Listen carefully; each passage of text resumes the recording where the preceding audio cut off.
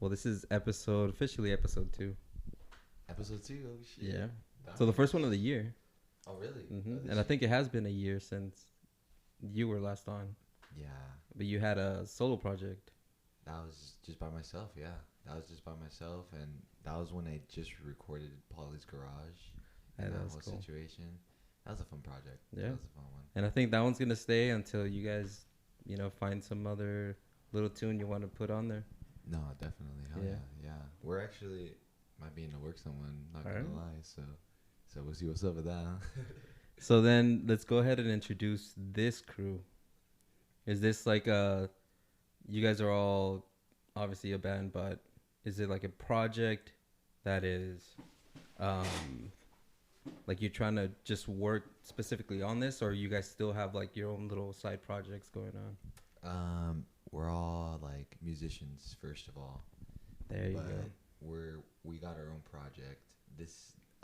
We are the Wicked Man Xperience. Wicked Man. We're a recording band. We make records and we, go out on tour and just try to fuck around, you know what I mean, in the city or whatever, But this is my guy, Grim Reefer right here. He's my bassist. This is Brandon, Mr. Tampico. So Tampico. Tampico. Nice, like the His juice. nickname. like the juice, yeah. Juicy. He's my drummer right here. Guy got the beat, the backbone right here. And of course, I sing and I play guitar. I try to play guitar. I try to keep up with these guys, to be honest. No, yeah, I was listening to like whatever you were posting, and then I went on Spotify, checked out some tracks. And you guys are, especially, well, I've seen him develop, as a musician and composing and all that. So yeah, you can tell that it's progressing. It's not, you're just still messing around like, back in the day. Yeah, back in the day, we were just kind of like just trying it. I didn't know what I was doing, but yeah, now I feel like we got a pretty good grasp. We got like a strategy, you know what I'm saying? And he writes too, so. And that's key. What you said, you guys are musicians. It's not like you just wanted to start a band. Like, you guys are already, mastering your craft, and then just coming together to collaborate and do something, Definitely. new, something different. 'Cause that's usually how it happens. Like, you have a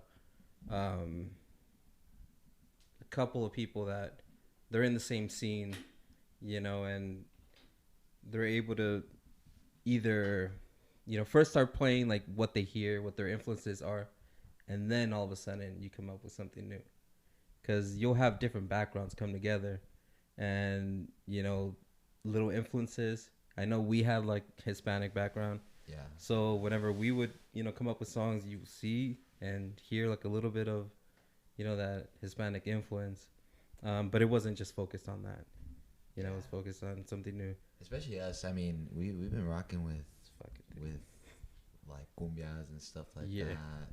But you got like those like 80s pop bands, like a famous song La Negra Tomasa comes to mind, and that's just what I grew up on, But I also grew up on like Sublime and like Nirvana. Yeah, we have a lot of different influences. These guys. And we kind of like mash it all together. You're more like what, death metal, right? Yeah, I like a lot of metal. Even dude, Yeah. You can't really like, I mean, the popular, like, let's say you are into pop music. Now you think about, or somebody tells you like, hey, listen to this death metal band, and just by the name alone, like, kind of you have an expectation of it just being just over the top and just I don't really understand it. But then when you get down to like even the lyrics and what the song's supposed to mean and the music theory behind it, their tempo, their time signatures is different, and it's almost different. like I want to feel like they're math geeks, but like that's how it is. Really nerdy stuff. If you really like think, super technical, it's so technical. Yeah, yeah, dude. I would have to say, Mr. Grim Reefer right here, dude. He's so technical and he's numbers like that. So tell him how you write songs, dude. Tell him how you write songs, dude. How did you write your last song? No, I don't know. I just hop on the bass. It's all about the scale you choose, bro. It's all about the scale, dude. It's all the secret. It's all about the scale. I'm like, nah, but if you just look at a cool scale and then you look at the cool rhythms and then you break down what a diatonic chord you can make within the scale, that really helps you figure out what cool ways you can manipulate the chords. Yeah. Yeah, we get some cool stuff, to be honest. Very cool stuff. Yeah, and I think I forgot who I was talking about. These two musicians that I think they're gonna be here next Sunday. Norteño, you know, like Norteño bands, little guitar, accordion, and bass. And we were going over just music theory and harmonies in general, or specifically in harmonies. How it's so broad. It's like whatever, wherever you want to take it, the feeling. Because they said, and I agreed, like there is no specific way or equation to do the harmonies. Like you can't just say like, okay, well this is what I want to do. It's always how you feel, like because you could take it, wherever you want. It's also like with the lyrics and stuff like that. For me, the lyrics kind of set the story. Like me and that's what we try to do. We just try to tell a story. Yeah, we're more storytellers than anything. Yeah, we always have kind of like an explanation for each like song. I feel like that we write, which is like. Yeah. Now, do you write the lyrics like? Let's say you come up with some. Let's say you're jamming and you do, go that route first, music, and then do the lyrics, or it's just separately like. I think you're inspired on your own. For all our songs, I think we usually like write the actual song without the lyrics. Mm-hmm. And then we go, oh, it kind of brings off this type of vibe. Oh, okay. And then we start getting ideas for it. And then like, I think that's when you start writing lyrics.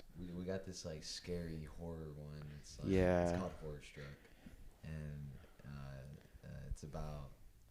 So basically, it kind of sounded scary, but also gave kind of like a beach vibe. Yeah.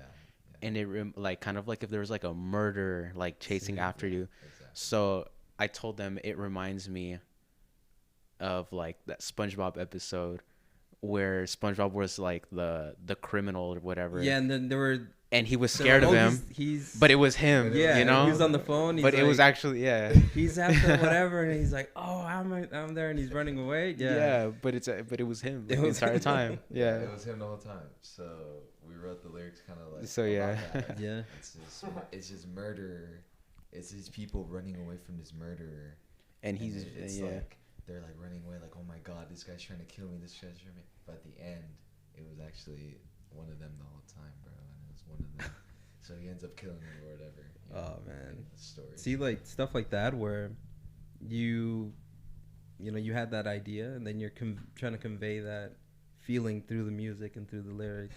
Yeah. Where you kind of put two and two. You're like, oh, you're right. You're along for the ride. What came out of it was like a whole another thing, But it was pretty fun. Yeah, it came out to be a ride for sure, man. Well, that's cool.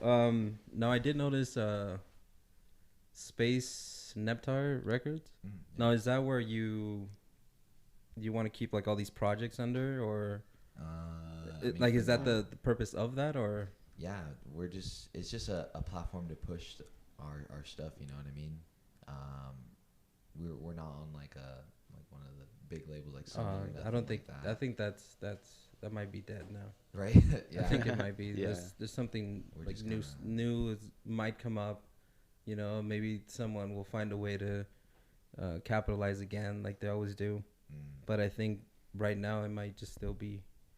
It feels like going solo is the right way to go. Oh, yeah. We're able to post buy our shelves, own all the music rights. Yeah. All if we get merch, we own the merch right. Whatever logo rights, picture right. But probably everything becomes ours. Yeah. Just with like big recording studios, what they really have is just a bigger platform, more connections. Yeah, it's just connections. But it's just time. Yeah. You know what I mean? And yeah. It's about going out and meeting people and just seeing what you could do. Yeah, and I think now with social media, it's easier to reach out to let's say venue owners or it's super easy. I mean, little festivals or whatever. yeah, if you're like a band, you could literally do it online, and you could call people up and just keep calling. There's a bunch of places. There's a lot of places. Yeah. If you call 10 people, one of them has to say yes, right? So it's just a matter of just keeping on asking and keep pushing. Yeah. If you want it, dude, you could get it for sure. Yeah, and then there's also content on YouTube that you can put out, and that becomes like your own little side hustle. Yeah. I think that's a good way to like show off your brand too, right? I think streaming, like you don't even have to have it out there, like just stream. Like, okay, we have our own little show going on, you and your friends or whatever. Right. Yeah. And then it's like, oh, we're streaming That's the true. show. Honestly, like online performances and stuff like that. I watch a lot of that. I don't know about y'all.